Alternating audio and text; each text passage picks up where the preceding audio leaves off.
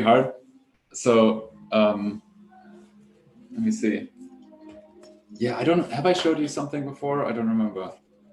You did. I was in your show. Yeah, right. I showed you that thing, but not really like any card tricks. I think the problem is that Zoom requires an entirely different interaction. So like an entirely kind of very specific effects that I have, but I'm not practicing them often enough, so I feel comfortable performing. Well, I am recording this live, so whatever scripts you have are forever going to be remembered by everybody who tends to watch this in the future. Beautiful. No pressure. Just get it right the first take, and then you're good. Let's start this trick with a magic trick. Okay, this is. I just put out the ace. Let's say. I mean, obviously, I would ask you to take out a card. You can't because what's it? You're not human. You're Zoom. But I just kind of take out one of those. Remember it. I'm not going to look even. I mean, it actually doesn't even matter anyway. Well, if you're looking at the live stream, you could actually see what card that was, so that as long as someone like Andrej doesn't type it in, then you're good. Yeah, exactly. So I'm gonna leave that right here, but wiring. Do you remember the one that you had? Yeah. Yeah. Yeah. Okay. Watch. This is magic. It would be real if you were a real person. Well, we are real. We're just basically images on your your screen. Yeah, cool. Kind of. Okay.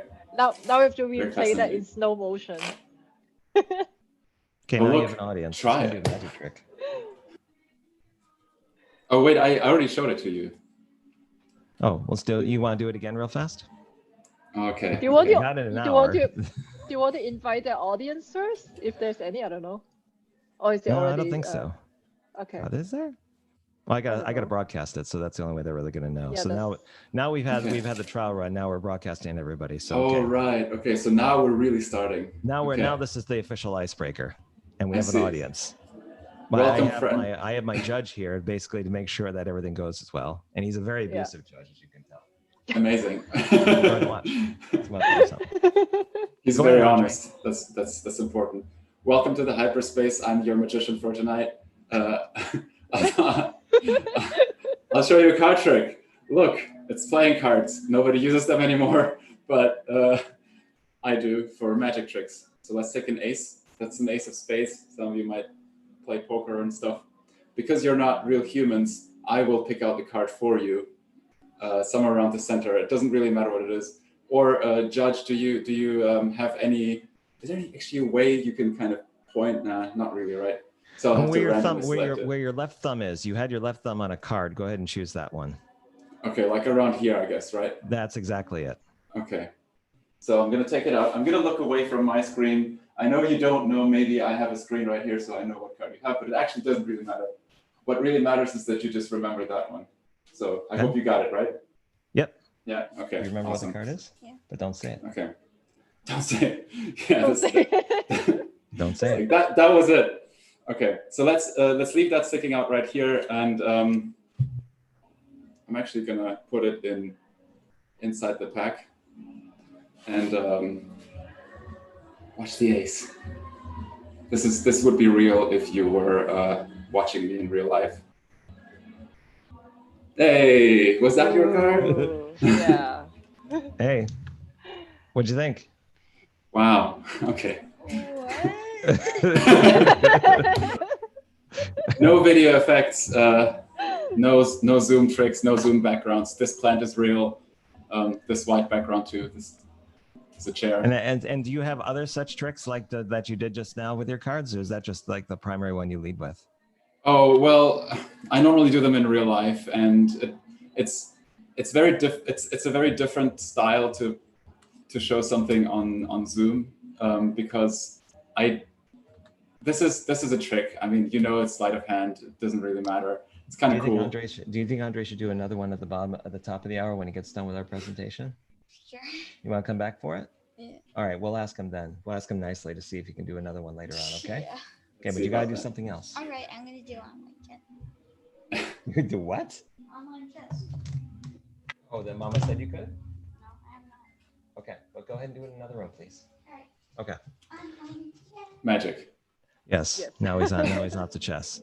Okay, so this is remotely interesting number. I want to 21? say no. Then I 21, think you have, right? Sandy, you have to do it a different way. So let's see. How can I do this? You know what? Give me a minute. I think I've got the perfect solution for it. No, I don't. Hang on. Yeah. Oh, please. I do. Yeah, Okay. don't know. So I found a way of basically making it so that our episodes can be seen. And one Like a second. calendar? By the way, if Andrej, why don't you do a quick introduction in case people don't know who you are or they're on Zoom and looking to find out what you're all about. So why don't you give yourself a brief introduction while I go get something. Awesome. Okay. Yes. Thank you. Hello, I'm Andrej. I'm a friend of Robert and a friend of Sandy, or they're my friends. I don't know which way is right. I am originally I guess a product designer. I used to work for AJ Smart. Some of you might be familiar with them. Or that's actually the first official place where I started working 5 years ago, approximately 5.5 now. And I have worked on a lot of different digital products, physical products, techie products, VR products, AI products. I currently work in the blockchain space because after I left AJ Smart, I decided to do everything that we did there in an office and try to do it remotely, because I saw that the blockchain space is actually really has a lot of potential from a technological perspective, but doesn't have the right tools because they are decentralized distributed rather by nature. Teams come from different places on Earth, languages mix, cultures mix, and they still working together on something that unites them all. And quite interestingly, most of these patterns are now showing up more and more present because that's the only way to work if you don't want to infect each other with a virus or with something that doesn't that negatively affects your health if you work really closely together. So sometimes bad attitudes can be just as infectious Exactly. as a virus. Exactly. They don't lead to blood clotting, so we'll stay away from that. Exactly. And Robert, you say normally it's the hygiene issue, right? Exactly. Yes. Mental hygiene. Yes. Like wearing a mask would be mental hygiene. Okay, so I've got it. 21. Hey. How about that? Ooh, cool. These are 21. dry erase cards that I was using for Alden when he was doing addition, subtraction, multiplication, and so on. So Oh, nice. I figure I'll write a different design every single time. You're This a is genius. a simple one. I'll do Roman numerals next time. And Andrej, why are we having you here on the show today? Why are you gracing us with our presence with such magic tricks and great backgrounds and everything else? What are we going to be talking about today? I think it's two different things. Why? Because I like you and you're cool.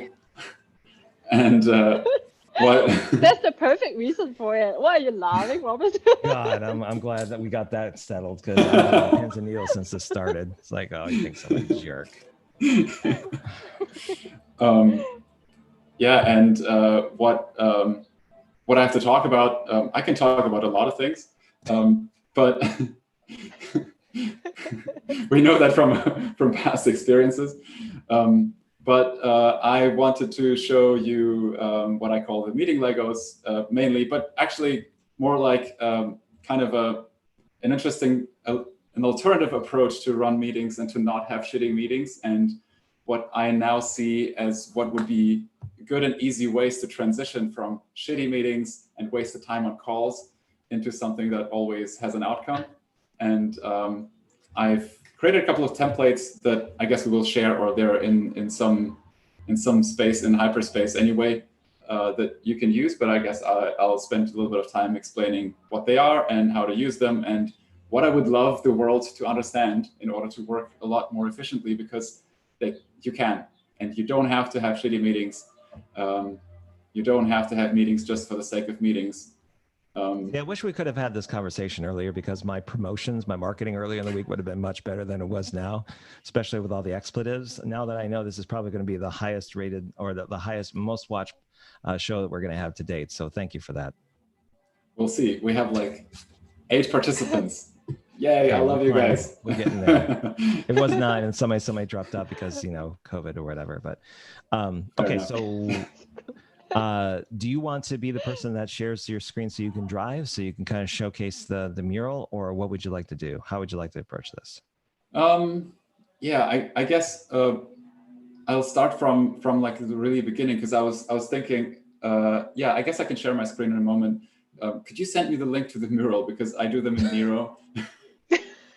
And, oh, the one that Sandy did. Yeah. Yeah. Right. I can find that. Or I mean, I can also just go through Miro. I use Miro just because we can do Miro. Many I reasons. mean, I am not. Look, I may be the person that says I use Miro all the time, and maybe in videos, maybe Sandy's videos, but whatever tool works, whatever seems to be exactly. works. So if your kung fu is in Miro, then, you know, fire up Miro and let's go. Let's see what you got. And then for the mural fans who feel left out and they're getting very upset about what they're seeing, we can always show them the composite that Sandy's constructed, or that Sandy's kind of imported for Mural. There we go. Yes. Oh, that's actually Andrej's work. He just shared it with me. Well, then never mind. Andre did it on both platforms. Yeah, I just don't have a paid account, so that's why we deposited it on Sandy's account, I think. Well, now you can still be an anonymous animal and go through your own work, and then you should be good. Yeah, exactly. Yeah. Okay. Let me share my screen and Miro Bros. Yeah. Where is this? Here. Just not sharing the one with the 2 million tabs. What is that again? You can just click the mural. Yeah, there you go. I don't have 2 million tabs often, but enter as a visitor. So yeah, this is kind of what I created. This one's in Miro. This is in or this one's in Mural. This is in Miro. But I think it would make sense to just actually start off somewhere earlier, because I feel like when I shared this the first time, some people who understood the space already knew, hey, this is kind of cool. This is an interesting kind of experiment. But what I notice more and more, the more I work with software teams or with business developers, someone who's not from the design space or has never really encountered design thinking or never thought about that as a purely collaboration technique, it actually makes sense to start off a little bit earlier. And I will share a different screen with you. It's just a simple sketch, which is at the point where you just run meetings. And I talk to a lot of people about their working habits and how they collaborate and what the normal is. And I found it pretty shocking that this is a very, very rough sketch. I apologize for that. I didn't have anything like super neatly designed prepared. But what was really shocking is that a lot of most people were working really inefficiently, or had the feeling that that it was very difficult to reach consensus and really move forward when you do meetings. And like, you know, what would you do meetings for? But discuss something, one person talks, everybody else is just kind of wasting their time, doesn't know what really to do. And so there's a lot of like hidden waste of time. And so I was trying to sketch out like really why you would have a meeting in general. And in a normal kind of, especially when you talk about like software development or a collaboration process, you would have a group of people coming together because they want to make a decision on something, or they want to work together on something. And they either, someone presents something, someone talks, everybody else is just listening. And then it's sometimes not really clear what needs to be done. And in larger organizations, and I don't know if you guys have some cool stories, because I also wanted to share some stories of friends and people who I've met along the way, who told me how terrible these things are currently. Most meetings don't really have an outcome, and that wastes time and a lot of money. And it seems like people just don't want to take responsibility of an outcome. And so the ideal way to run a meeting, from my perspective, was always that, you know, you either work alone and do something, do your work, or you work in a group and exchange information about what you've been working on and try and figure out what would be the next thing to do. And so like, in this case, this is like I mean, this is just like a very basic schematic, but you want to make sure that the group of people comes together with a specific purpose. They want to make a decision on what they want to work on. They then go and work in silos, and then reconvene, present to each other what they've been working on, align on decisions, and maybe merge something that they've been working on, so that they can then evaluate the results and figure out what's next, delegate tasks so they can go back in the beginning where they would, delegate and actually again work in silos. So this is a circle, and that's how I experienced so far most of the process. If you really boil it down with like what's happening in teamwork and collaboration. Also, guys, if I'm making no sense, please let me know, because I'm just kind of talking from the top of my head. And so the meeting Legos was basically trying to figure out what are the individual bits and elements that make up a meeting, so that they always have an outcome, and so that there's always something very tangible and specific that everybody would benefit from. And there's actually only a few scenarios that I recognized is when you start off a meeting, there's often one or several people have some of their past work to present, and they want to keep working on, they want to exchange information. Maybe they need some help from other people so that they know where to go and what to keep working on. And so kind of the basis or the start of a meeting would be so that they would present, someone would present some information or some work that has been done in the past, so that everybody else knows how to continue and what to do in a specific context.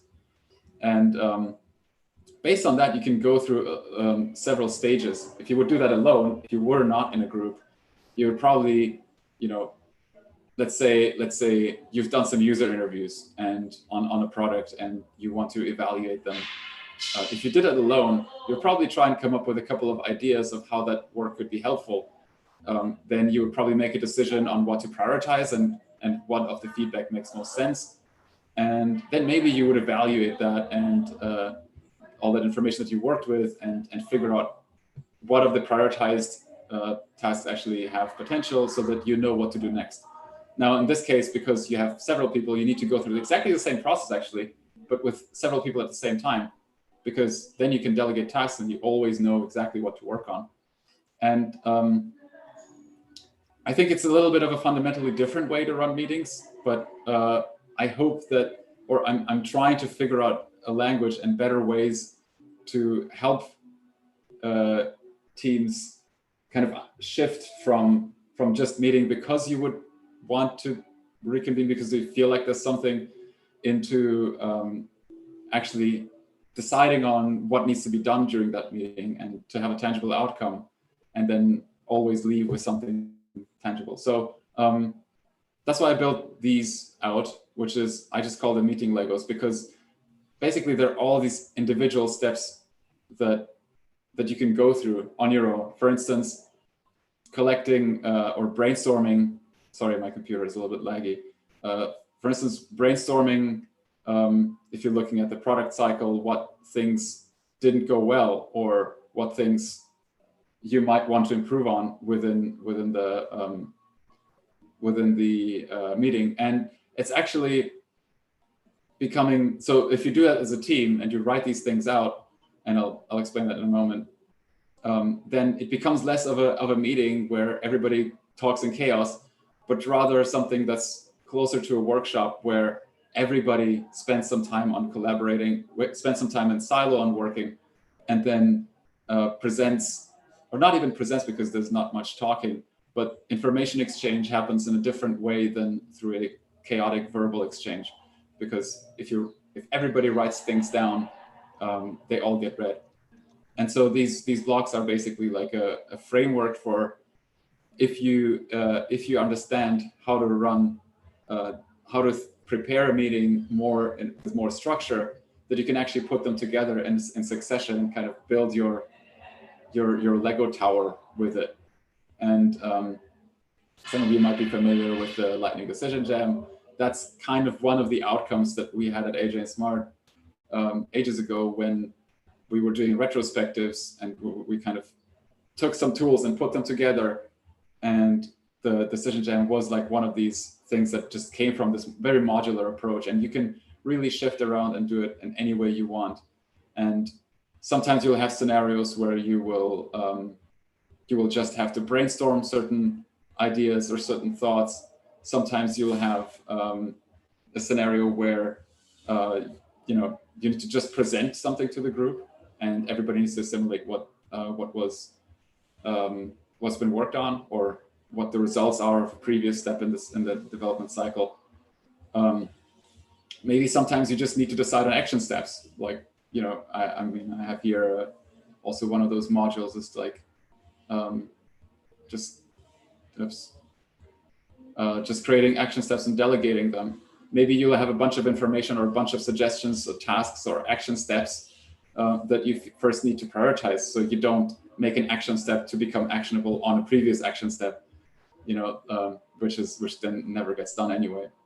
And I guess that one of the first things that would guide you in there is just having one responsible person who is doing it, who is running a meeting, or who's suggesting one, to actually decide on what the outcome should be. And then basically based on the outcome, you can then put together your structure or what you want it to look like. I realize this is very, it's complicated to explain it, I think, because there's two different types of people who might be interested in this. Either those who've never experienced anything like this or done that, and those who are vaguely familiar with collaboration techniques and workshops. So this is almost like a remote or online version of what you would do if you're collaboratively brainstorming. And so, Andre, if I could ask, yeah. Are all of these modules that you have here something that go into a different mural or Miro template, or not template, but a page, so that you can basically take the lightning decision jam that's here and move that into a main area for people to work on, but you still have all this module library material available to you if you want to do something different?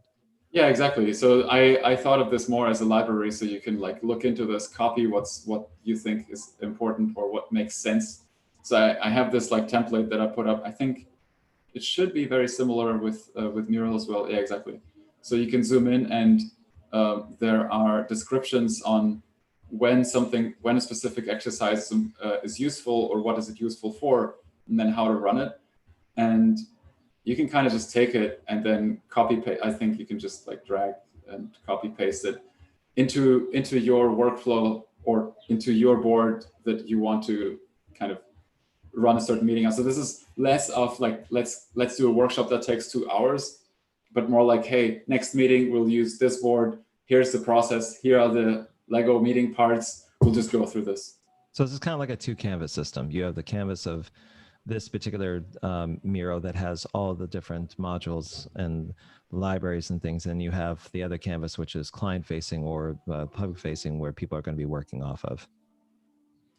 Yeah, I mean, I don't have that, but I mean, basically whoever has Miro or Mural, they can copy that to their own, but that's the system.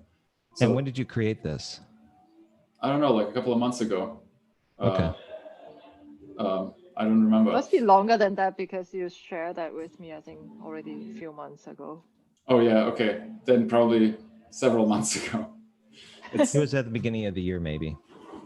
Very likely, yeah. It was pre-lockdown time, I think. Okay. So how are you planning on, do you currently use this in your work? Yeah, so the way that I use it in my work is normally, and this might be a really good example, because that might show you how to actually work with this. So obviously we have a Slack where we collaborate with everybody who's part of the team or part of a specific project.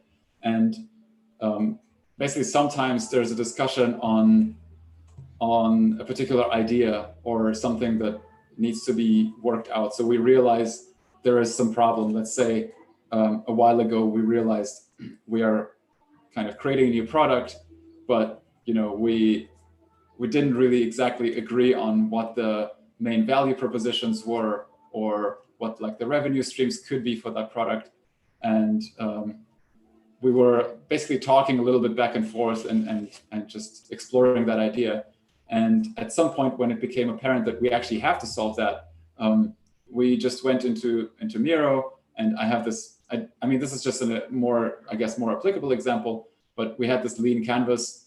We just took that out. I know here you don't have descriptions, but you have them in the official page on the Miroverse.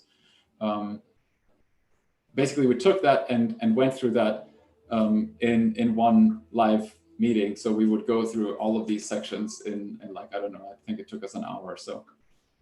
And that basically solved all the problems that we already started hinting on in Slack, and kind of agreed on that that's something that needs to be worked on. Another example is that when we, for instance, worked on our website, we just noticed like we need a website, we need one that's better, and started talking about like what could go on the website. And before really going into too much of a conversation, we were like, okay, let's just sketch out some ideas. And then we took out a different module. I think, I mean, it's relatively basic, but it's just an empty one.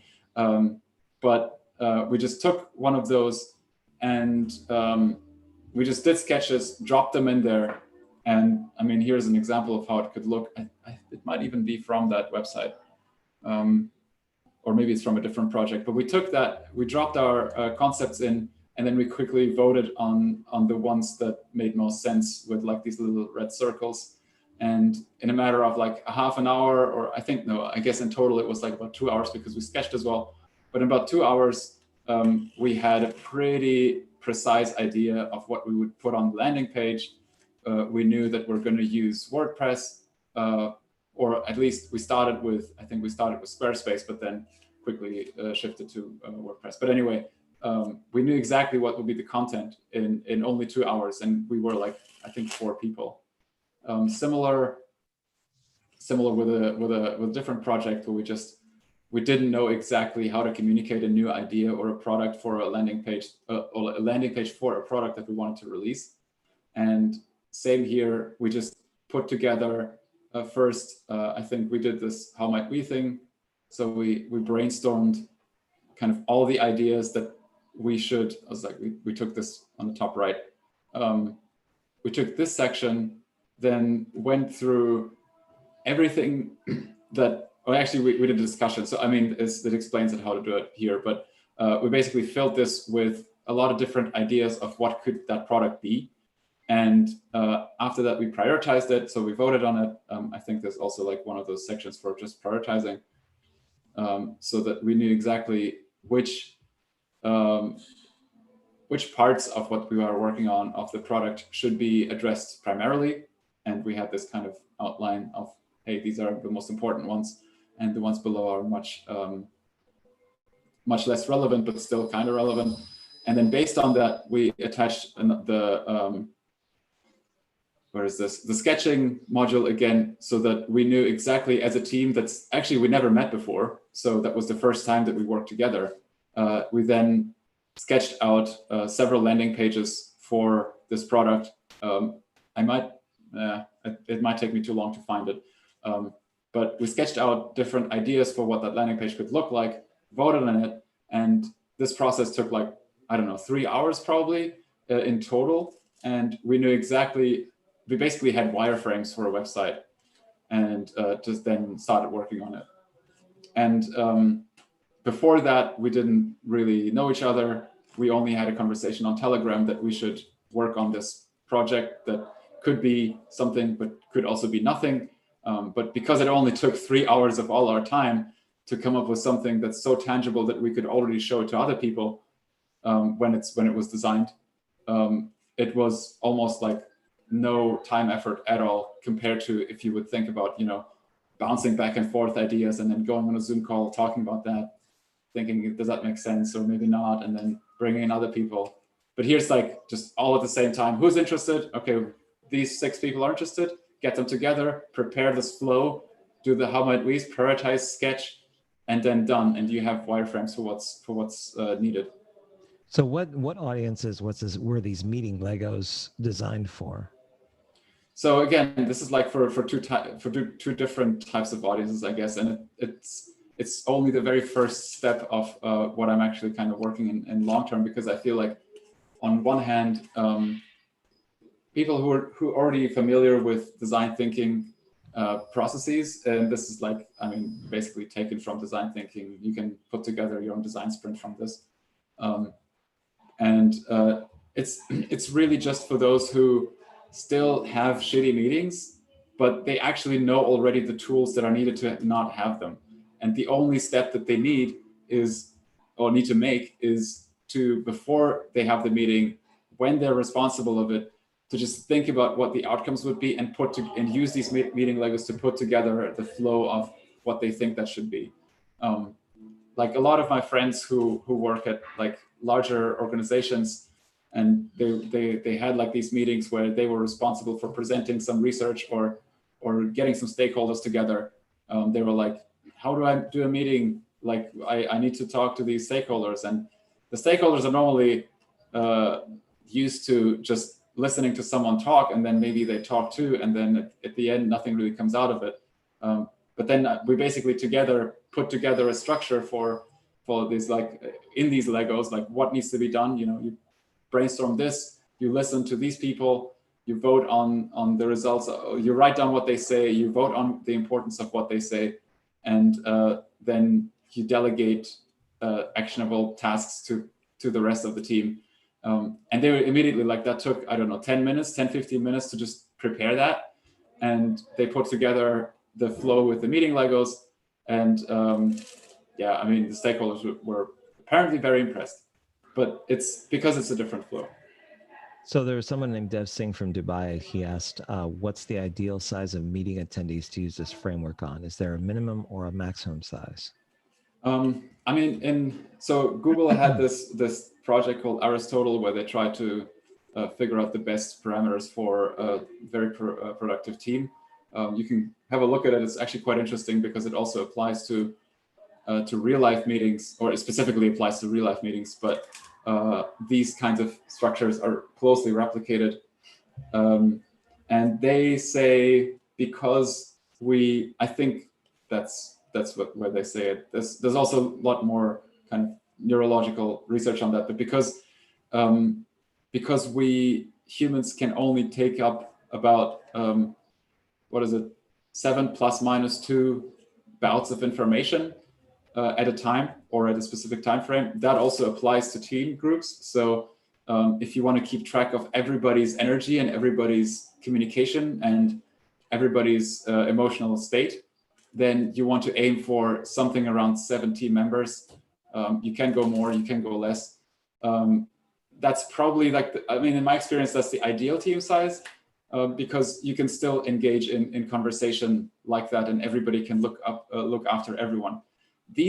This framework also works with teams twice as large. Like I've done them with groups of 20 people. They still work. It kind of depends on what your outcome is. You can also do it. I wouldn't do it with less than 3 people. So if you're only working with one person together, just get on a Zoom call and talk. But with 3 people, everything from 3 to 9 people is probably easy and ideal. And if you want to, so after higher than 9 becomes very, very structured, and it becomes very mechanical. So it will just be like, if you're preparing that, you'll have to know exactly what you're doing. And there's almost like no chance for error, because people won't be able to really ask questions. So you better have the structure right, and then it works really well. But if you're just starting out with these structures, then I recommend starting with a smaller team and getting the feeling for how to actually utilize them. Dev also asked if you time box this process to a certain time limit. Yeah, definitely. Each module, I think I also have here in each box, there are minutes. So you always want to time box. And obviously this is the first iteration. I'll definitely come up with a better version of this at some point. But you always want to time box literally every single step and every single activity, because otherwise it just dissolves into chaos. If you have questions for Andre about this process, go ahead and put them in the Q&A section of Zoom, and we'll get to them as they come. If you're watching on YouTube, you can also post your questions there. We have we're just past the bottom of the hour for this, so we can kind of get into some details. The reason why I asked about the 2-canvas system is because Douglas Ferguson has been kind of promoting that for the past couple of weeks.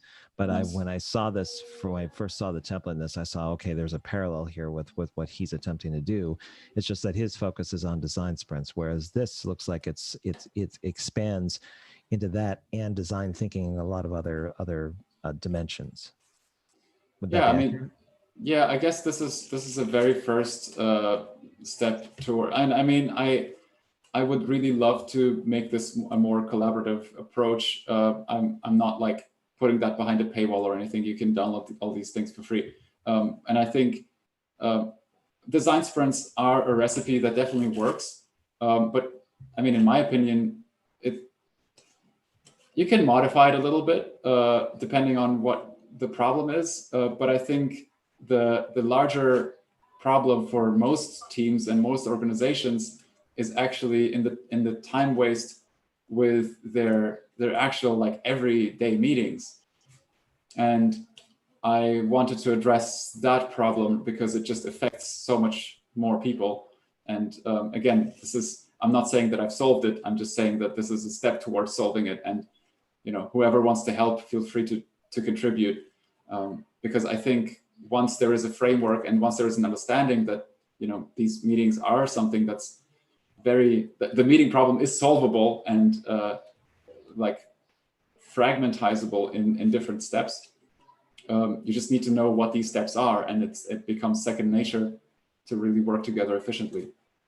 Are you familiar with Jason Fried's philosophy on meetings? Yeah, he said something like, just don't have meetings if you don't need them, or something. Was that? Yeah, like everyone has their own schedule. You don't try to put a meeting on somebody else's calendar without their permission. That meetings, right, like you're saying, are highly inefficient.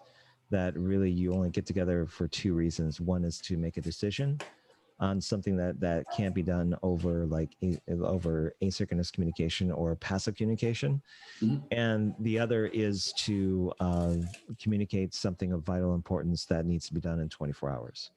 So he reserves them strictly for those types of things. And you have to have things like an agenda. You may have them time boxed. I mean, literally, it's squeezing the juice out of whatever meeting you've got and basically have it there for a specific purpose. Mm-hmm. With your meeting Legos, and to kind of cut through some of the things you had in your sketch, do you find that there are particular modules within your framework that would be perfect for people that are just starting this out? Because there's a lot here to consume. Would you want to point to one or two particular modules that would be a perfect starting point for people that want to try this out? Definitely. I think the easiest, and that's, I recently was part of a hackathon for developers, and that kind of worked really, really well with them, is just a retrospective on something that, on basically the work that they've done. So it was a 3-week hackathon. They were working on a product that they want to deploy, or they want to build, basically. And it's a very short and quick process that is just an example for what it feels like. This is probably the easiest way to get started, because you get to brainstorm together everything that went well over the course of the last week. Then you brainstorm everything that did not go so well, as like after the first after the positives. Then you prioritize all the things that didn't go so well, and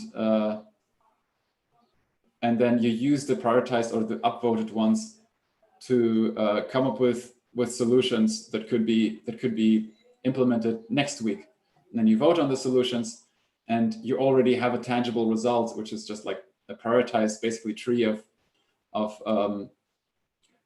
actionable items that can be just taken away, and someone could work on them straight away. And this doesn't take longer than, I think, like half an hour to an hour or something. But the benefit of it is really huge, because it's something that a lot of teams, first of all, don't do at all. I think also Jason Fried really recommends doing retrospectives. And it's something that, if you think about the way that you collaborate, it always changes because maybe new people come along, people change, people have new ideas, but they don't really have a place where they can implement them. And maybe a lot of people on your team know or have suggestions for how they could do the work better or how the product could be better, but there's just not enough space for that. And this retrospective is super helpful to just make your collaboration a notch better than last week.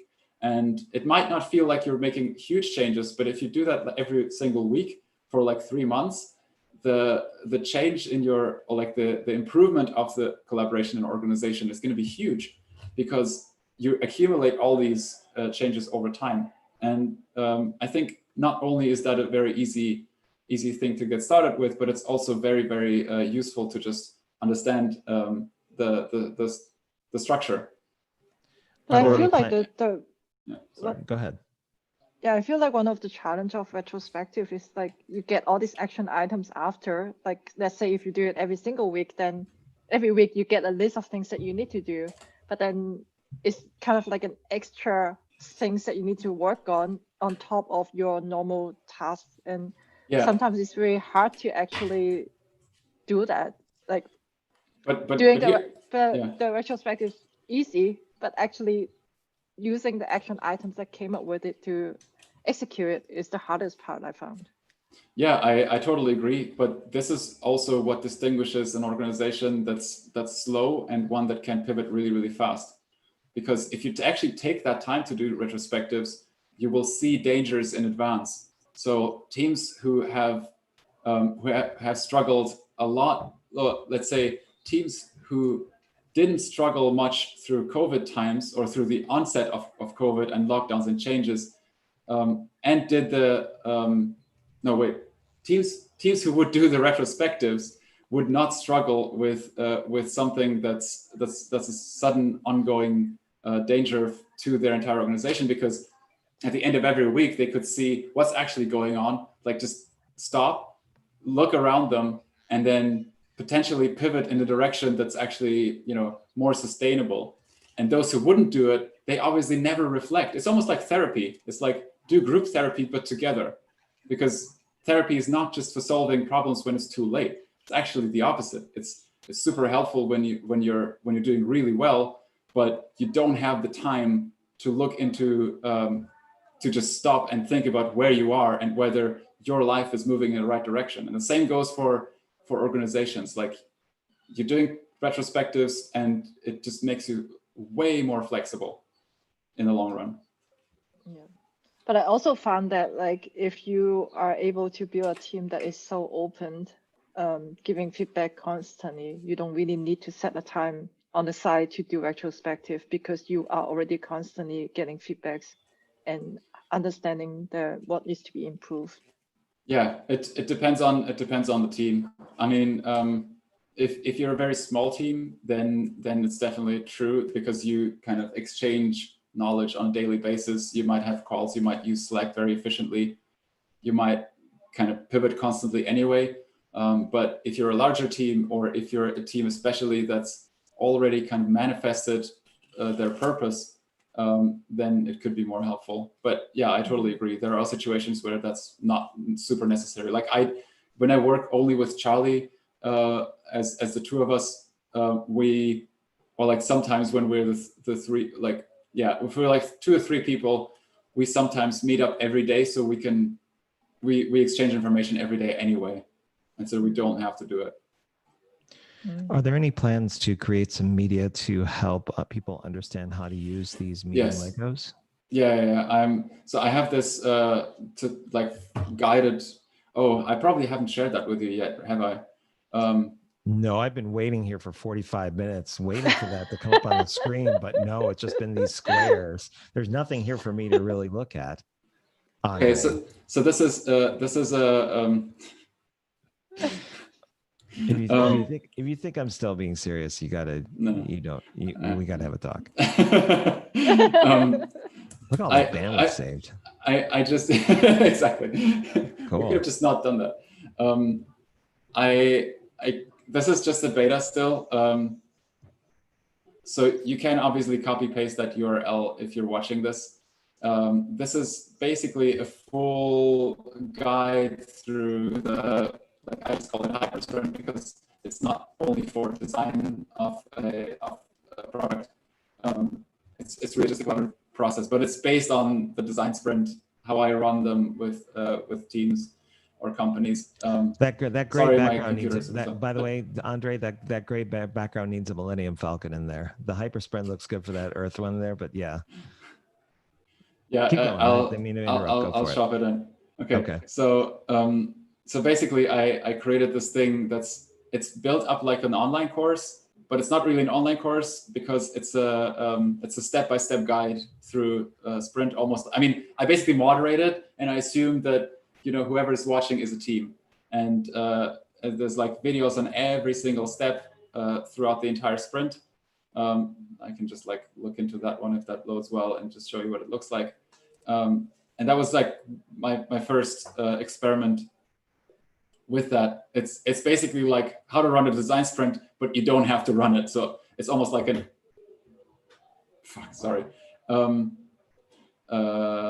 was just very loud, I think, on my end. We can't hear it from our side, so it's good. Now, does this cost anything to do, or is this something? No, this is yeah. You can just use it for free.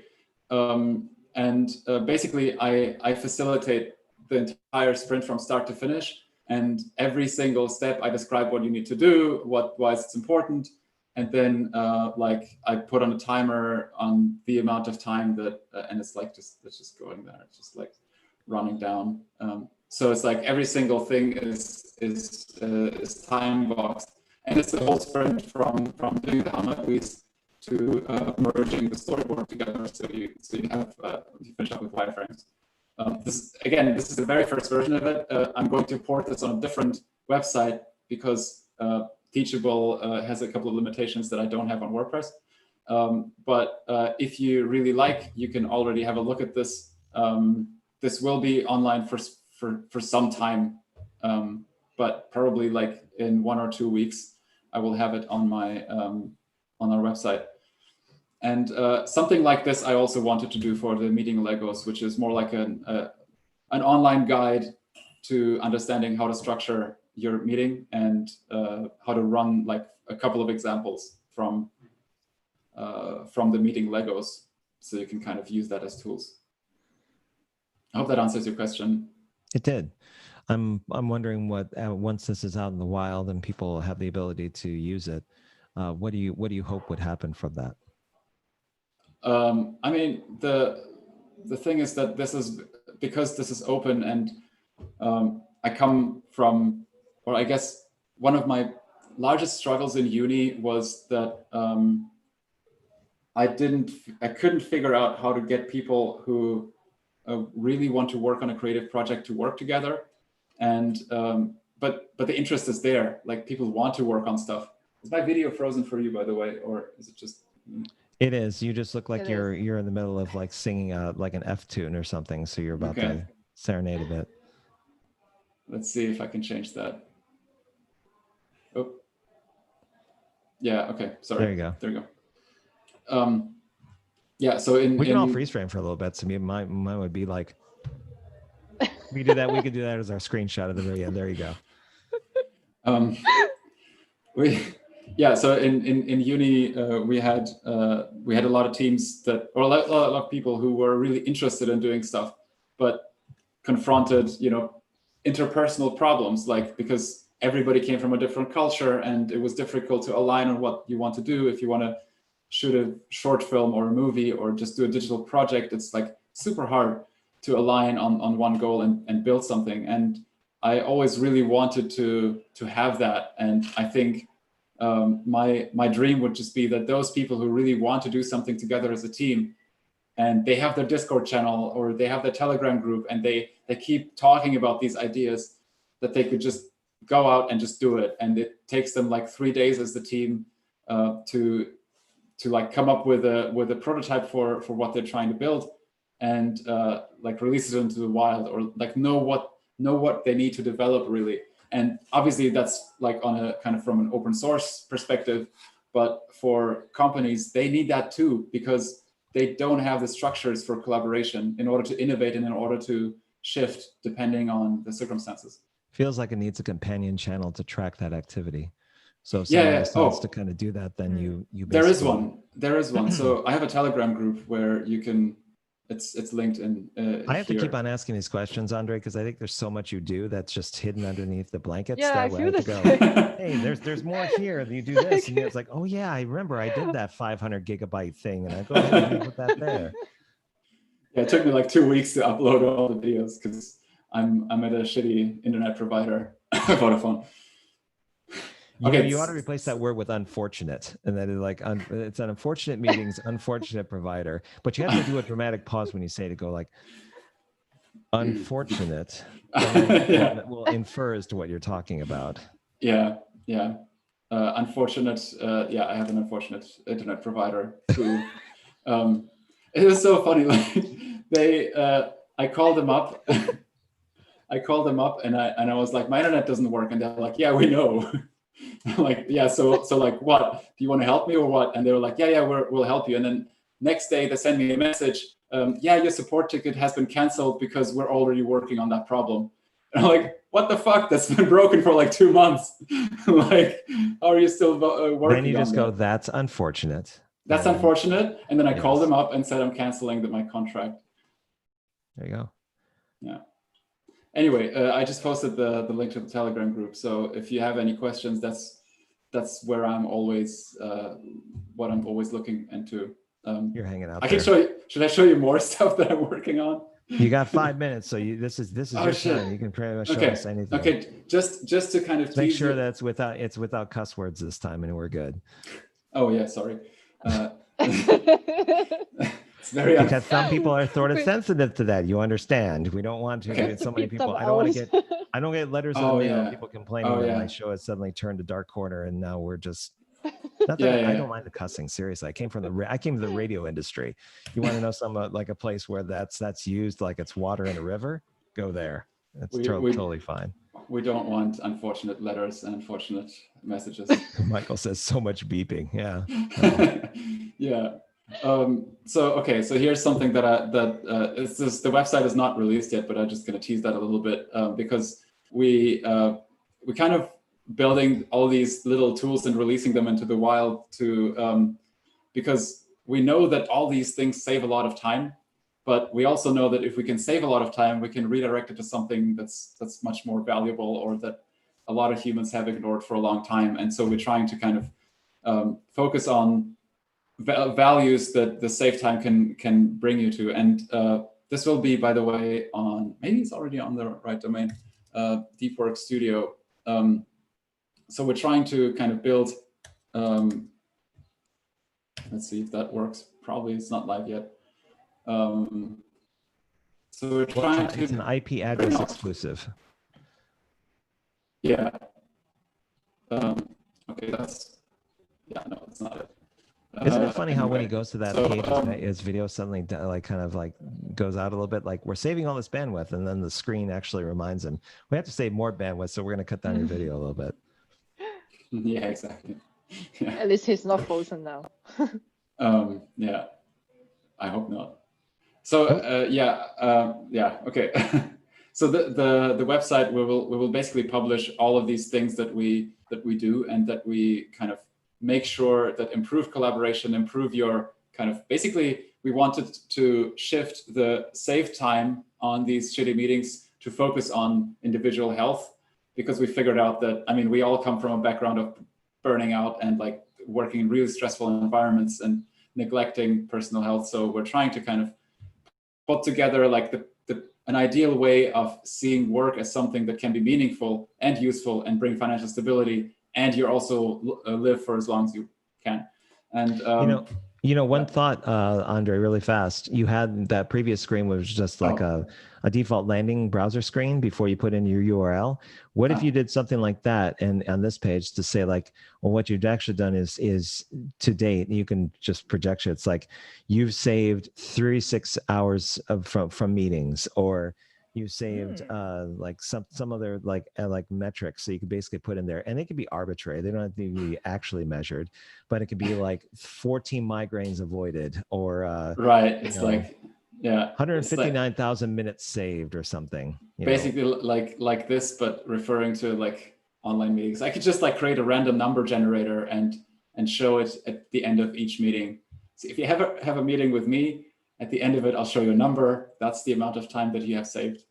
Yes. Or you can equate it to weekend time that you don't have to work, right. or that you don't have to spend on overtime. So that if you have, you don't have to do random generator, just basically put in there. It's like, we project by doing some of these exercises, these are the time savings you invest for each of these.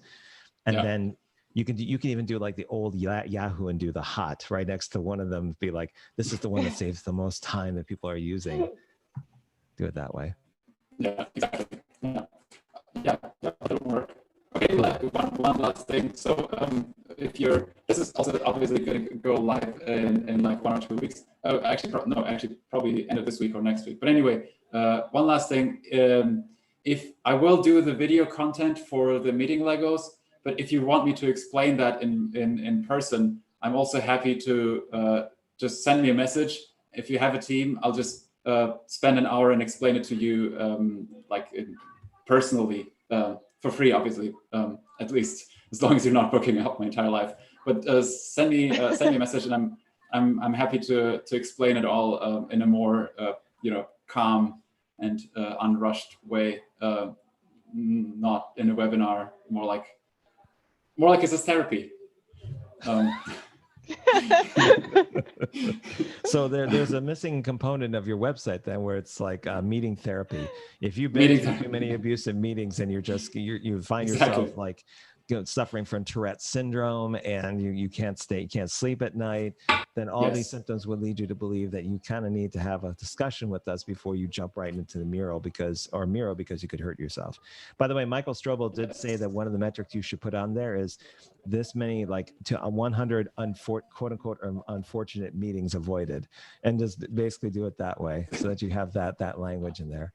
That's a very good idea. I'll put that in my to-do list.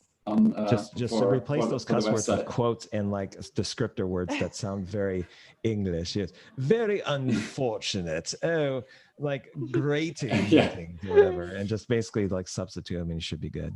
Yeah, exactly. 200 unfortunate meetings avoided successfully, and then just increment it every, like, while they're there. Have an incrementer, just increments, and then like all of a sudden it increments by 100, and like something's like let's make it interesting. Okay, so we provided a lot of the links to the resources that you presented today. On the follow-up that we'll send out, we'll also include those. So I'm going to make sure that before the call goes, I'm going to save the chat transcript so that I can put this as a recap. If you want to find out more about Andrej and his work, the website, I believe, is it deepwork.studio is the main URL. Yeah, that's the main one. It's again, that's not the one that I just showed, but you will be able to click on that from, I hope, Monday or maybe this weekend even. So we're already working on porting that. It just takes a little bit of time. But if you want to attempt to hack Andrej's server and try to get to those resources ahead of time, please don't use this video as a resource, because we would hate to have to be dragged into an international European court and basically have to defend the situation. So please wait for Monday. There's other things to do. I'd love to not rebuild the whole website again. Yes. Please don't do that. We want to avoid any kind of problem. So, Andrej, it was great to have you present this. I really hope that it adopts well, and that you continue to evolve it. I'd be really interested to hear how people react to it. If there's going to be conversations happening on LinkedIn and elsewhere about it. So I wish you all the best with this. Yeah, thanks. I mean, the conversation is ongoing, I think. I'm really also curious. So if you have any experience, if you try it out, or if you need help, let me know. I'm also interested in any results or anything that came out of these experiments. I mean, we're getting you at the very early inception. By like say November, December, you're going to be booked for virtual conferences. You're going to be called into different C-level board meetings. I won't be able to get a hold of you until like maybe March of 2021, Maybe and like there'll be a fleeting email that's misspelled, going, "Oh yeah, sorry, I'll get to you later," and then that's it. No, Then it'll be another year before I hear from you again. no, that's not going to happen. Every time you write me, I'm replying right away. Michael says, "So famous." Yeah, he will be. It's just we're getting him on his first record deal, and if you want to compare it to the music industry, and then later on when he gets his second, third, it goes multi-platinum. Then it's like we're small fry. We're just a guy in front of a microphone out in Dallas, and No, somebody in Germany with a very neat and articulate background who knows design very well. That'll be it. And the plants. And you're my producer then. Can you please be my producer? When I start losing my marbles around like 3 or 4 years from now, I'll be like, "Hey, you want some video?" And just basically send it over. So, all right, everyone who is on YouTube and on Zoom who came with us and watched us kind of go through the meeting Legos. Thank you very much for your time. If you're watching this recording, do leave some comments or some questions for Andrej about his work. You can check out his work at deepwork.studio. All of the material, some of the material that he presented will be available on Monday. The Miro and Mural templates, I believe, are they available now for people? They're online. Yeah. And they can see them. Exactly. Do you have anything to add to this before we go? I think he came back for the... Yes, in a little bit. Okay, everybody. Thank you very much for watching. And thanks, Andrej, for your time. Sandy, as always, pleasure to be with you on the same show. We'll be back next week for number 22. And we'll talk to you then. I have 52. Your podcast is 52. Oh, wow. Wow. Yes. Not bad. He now knows how to stream his own podcast or his own show. That's awesome. So he can set it up, the stuff and everything. So as you can tell, my consultants wanted me to go and fix lunch and do other things. So No, I want to. you want to beat me up? Yeah. Okay. All right. So until next time, talk to you later. Thank you so much. Thanks for watching. All right. It's time. I got to stop the stream. Bye.